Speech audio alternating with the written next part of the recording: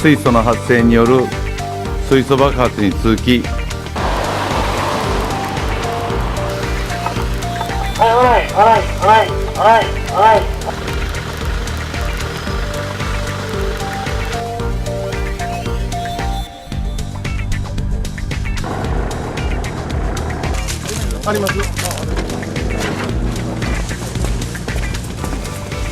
دخالت نیروهای سایر کشورها به ویژه کشورهای